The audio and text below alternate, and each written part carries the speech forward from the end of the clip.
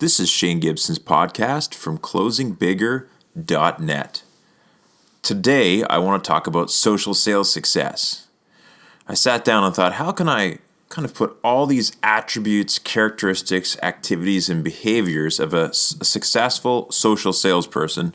Try saying that fast or after a couple drinks, that's tough. But successful social salesperson, what are these attributes? Well, I decided to break it down to the 9 C's of a social salesperson or social sales success. So here's our 9 C's of a social sales success. First one is curiosity. Second is curation. Third is creation. Fourth is collaboration. Fifth is community. Sixth is combination. 7 is calendar driven, 8 is commitment, and 9th is CRM. So those are our 9 C's of social sales success. So let's start with number 1, curiosity. This is actually an important attribute for any entrepreneur and sales professional, not just social sales. In fact, a lot of these 9 C's we're going to go through can apply to anybody in selling or entrepreneurship. But let's talk about it in the context of social selling. So the first C is curiosity. My good friend Jeff Booth, CEO of Build Direct, one of the things that him and I talked about a number of years ago when I asked him about, what makes a great salesperson on your team? For him, the big one actually for him was curiosity. And Jeff truly believed it was actually easier to find curious people than it was to teach curiosity. In fact, some people are inherently just more curious than other people. So if you can find someone that's got a desire to win and is absolutely curious, that's a really, really key attribute of a successful salesperson. Now let's talk about curiosity a little bit here. Number 1, I think when we think about you being curious as a social salesperson, this is where we're always looking for new ways to succeed. Even if we're at the top end of our team and busting quotas, our question isn't, hey, how do I do this again next year? Our question is, hey, how do I do this better tomorrow? How can I get the extra edge? What else can I do to grow? What are the other guys doing? What's happening in other industries? How are other people outside of my industry using social selling to succeed? And how can I adapt that? So really great social salespeople have that attribute of curiosity. They also see obstacles as truly, or problems, as truly just challenges, things they need to solve. They never see them as roadblocks. And so they really look and they're curious as to how they're going to move through this next challenge. In addition to this, they're absolutely inquisitive, investigative. These are the people who will hang on every word of their prospect. They'll dig in and not just read the front page of someone's website, but they'll dig through every page. They'll look at the background of the CEO. They'll look at who's doing business with them. They'll look at their competitors. They're very, very curious and investigative, and that makes them very powerful as salespeople and relationship builders.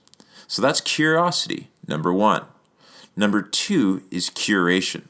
So in social selling, one of the most important things or most important tools that you're going to have is content. Content drives conversations. It keeps you relevant. In addition to this, it keeps you top of mind. So if you're curating great content you find on the internet and you're sharing it with your network of prospects and customers, then what this does is this allows you to consistently stay top of mind. So when I log into LinkedIn, if you're sharing great content every day, there's a good chance that it's going to be your share that shows up at the top of my home feed on LinkedIn. If you're consciously segmenting your list of prospects and customers on LinkedIn or through your email list, finding specific content for those customers, and then sharing best practices, industry insights, etc. to them, then what happens is that's going to also really establish you as a resource. So by curating great insights and content, social content, it establishes you as a resource. In addition to this, in order to be able to curate 1 or 2 really great pieces of media, whether it's video, an infographic, a study, a blog post, a podcast like this one, then what happens is you're going to have to listen to a whole bunch. And that's really what a great curator is. It's someone who sorts through industry content and insights and is able to find the best of the best and then share it with the network that trusts them. And so curation is a very, very important aspect. So number 2, great social salespeople, social sales successes are great at curation. Number 3 is creation. So the next step after curation, after you get good at reading and you establish a knowledge base and you truly have learned about your industry and you want to share your own personal experiences and insights about the industry, you want to move into the area of creation or content creation. So your next step is where we move from just being a great resource to actually being a thought leader, a content creator. In addition to this, creation allows you to create magnetic content and value specific to your audience. So I think one of the challenges is if you're going to go out and try to look for value in the marketplace to share with your customers through other bloggers and other resources, that's great, but it's not always a fit. But if you're listening and observing your customers and your prospects on a regular basis, and you understand what they need to move to the next level in their business, to avoid pains or to achieve their goals, then you're able to specifically write and develop content that speaks to that need. And that's really vital. So creation, or the ability to create, is number 3 in the 9 C's of social sales success. Number 4, after curation and creation, is collaboration. So great social sales professionals are collaborators. And I'll talk a little bit about cooperation versus collaboration. So John C. Maxwell, one of my favorite authors, talks about the difference between cooperation versus collaboration. So cooperation is typically people that agree to do stuff for us or with us because they're obligated to do or it's part of their role. So for instance, someone in the product development team will cooperate with you because it's part of their job, but they don't necessarily collaborate. So collaboration is often when people go over and above what's required of them.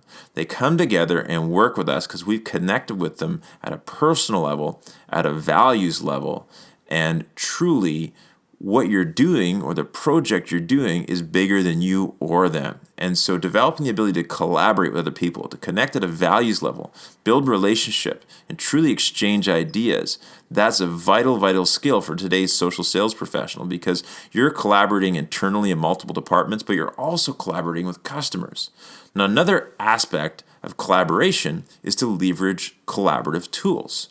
So are you using tools like Slack, Google Hangouts, SlideShare, other popular mobile apps that allow you, tools like Blab even, to collaborate with your customers individually, privately, and publicly? The third thing, when I think about collaboration, I also think about the fact that through partnerships, you're able to amplify your work and reach new marketing channels. So when I think of collaboration for myself, I've actually got a number of sales authors throughout North America that I collaborate with on a regular basis. We do 2 things. We amplify each other's work by sharing our content, our insights, and our business offerings with our respective networks, but also by collaborating with other people. Not only do you get your work amplified, but you get access to their networks. When Stephen Jagger and I, 5 years ago now, wrote Sociable together, one of the reasons why we did it is, we were both on the speaking circuit. We were both talking about sales and marketing. But to a large degree, there was only about a 10 or 20% overlap competitively. 80% of the people I've spoken to had never heard of Steve and vice versa. When we collaborated together on that book, what happened is we literally doubled our own respective markets. And so when we look at this, partnerships from a collaborative perspective can be massive. So again, the next C, number 4 in the 9 C's of social selling success, is collaboration. Number 5 is community. Community, the community you build and the community you're connected to is your long-term financial security. It's not your job, we know that. We're going to have, I guarantee you, if you're in sales, no matter how great you are and how awesome that company is that you work for, it is likely that you're going to have at least 9 sales jobs in your sales career. And so from that aspect, your community is something that has way more continuity than the industry or the particular company you work for. And so establishing a strong community, both online and offline, is really vital. And this is key too, is what your community says. What they say sells. It's not what you say about how awesome your products are or how great you are at servicing people or how great you are as a sales professional. It's actually what other people say about you. So building relationships and building community creates that network of credible referral sources. And also, your community can become, in many cases, partners in product creation. So the larger the community and the more you interact with them, the more business intelligence and great ideas you can develop, and in essence, more solutions you can generate. And so there's a real opportunity as a social sales professional to truly partner with your community, even in innovation. Great example, I'm working with this organization right now, great organization called HeroX. And HeroX just does just that. They actually enable individuals and organizations to create challenges and rewards. So you might have a $20,000 challenge in your community to come up with an innovative solution that your clients are looking for, and you put that challenge out to your community, and your whole community competes, and then the best idea gets the $20,000 prize. And so HeroX actually has a whole business model helping organizations, in essence, harness community for innovation or partner with community to develop products. And so this is an example of how community can be very powerful in the social selling arena. So are you embracing and creating community as a social sales professional? The next one, the next C, is combination. And combination is so important. Take the concept of us versus them or this versus that out of your mind and think about, how do I combine things? So it's not LinkedIn versus Twitter in social selling. It's both. They both serve very different purposes in many cases. They'll give you access to different markets. My market on LinkedIn, although it's several thousand, still is limited compared to my market on Twitter. Often, LinkedIn is people you know or people who you know, and it's often limited from a networking perspective. So if someone you don't know reaches out to you, unless they've got a ton of credibility or have written a really nice pitch, I'll often delete the request if I don't know them. Yet on Twitter, culturally, for instance, or I guess, the culture of Twitter in many cases is that, you know what, it's kind of more like a networking function. So if you're tweeting away and you're from New York and you've never, ever talked to me before, but if I reach out and ask you a question about your last tweet, we'll start an immediate dialogue and begin to build a relationship. So Twitter has an open networking advantage over LinkedIn. LinkedIn has a business intelligence advantage over Twitter and a much larger depth of media that you can share. And so from this perspective, I believe that it's not LinkedIn or Twitter. It's combining the two tools and using them at the right time. It's also not cold calling versus email. Sometimes the best thing you can do is pick up the phone. Sometimes it's going to be a cold email. It's also not online networking versus in-person networking. In fact, in-person networking makes your online networking more powerful. And your online networking is the continuity between your offline networking sessions. So you might only see someone once a month in person, but you see them 30 times online through social networks that month. And so I want you to think about, how do I combine these tools and offline and online to maximize my sales success? So the ability to combine best practices and old and new school selling is another attribute or key C in social selling success. The next one is calendar driven. Motivation and inspiration are temporary. Absolutely. Most sales professionals I know have major ups and downs, even over 1 hour. We can have 3 great calls, and then the 4th one just sucks. And someone beats us up emotionally, they say no to us, or we don't get the deal we expected, or something goes sideways, or something happens in the office, and next thing you know, we're no longer excited to make phone calls. And we might go for the extra long coffee break. We might take a couple of days off after a great sale, actually, because we're so fired up, when really we should probably be back at the office, because we all know the best way to celebrate a sale is by making another one. So why I say motivation and inspiration are temporary is it's so vital that you live by your calendar. In addition to that, it also helps you prioritize your social sales activities and who you focus on. If you don't have a goal of who you're going to talk to and what profile of prospect you're going to talk to, in many cases, we'll tweet and LinkedIn and Facebook with the first person that comes across our dashboard instead of digging into our A-category prospects and clients and nurturing those relationships. So a calendar helps us prioritize. Now, in addition to this, I'm also thinking about social salespeople, when I think about calendar, I'm actually really talking also about a social media or a content calendar. So do you have your theme for the month for your digital channels picked out, or the target market you're focusing on? And have you broken that down by Twitter, LinkedIn, blog content, sharing, and networking literally daily on what you're going to do within that social media calendar and set goals so that when you show up at work that day, you know what, the alerts start and you know your next step. And so it's never an emotional thing, and that will create consistency no matter how good or bad your day is going. You're going to be active socially and otherwise. The second to last C, and I'd say this is one of the most important ones, is commitment. And so this is C number 8 in social sales success, is commitment. So Gary Vaynerchuk, if you don't know who Gary Vaynerchuk is, look him up on Twitter at Gary V, founder of Wine Library TV, also now has a 200-person social media, 200-plus person social media agency, doing amazing things, multiple best-selling author. But one of the things you'll know about Gary is he was absolutely committed to his brand. Before there was any evidence of success, he followed through and followed through and followed through. In fact, he video blogged 5 days a week, and it wasn't until he hit video 148, which is a lot of weeks later, before he really started to see major ROI, return on investment, both in media, traffic, and sales in his business. In addition to this, just a very time-tested sales stat, and this stat's been around since the beginning of time, is that 81% of all conversion business, so you switching someone else from one supplier to you, so 81% of all conversion business happens after 5 to 12 value-added touches and contacts with someone. Whether it's combining phone call and person-to-person and email, Twitter interaction, all adding up, it's going to take 5 to 12 value-added contacts. If you give up after the third interaction because someone doesn't buy from you, you're going to miss most of the conversion opportunities. So a commitment to staying in touch with your contacts is vital. And the last part of commitment, which is really key, is when we set these goals, our social media calendar, our goals around growing our content, footprints, all of these things, is it's so important to realize that it's not over till 11:59 on the 31st or 30th of the month.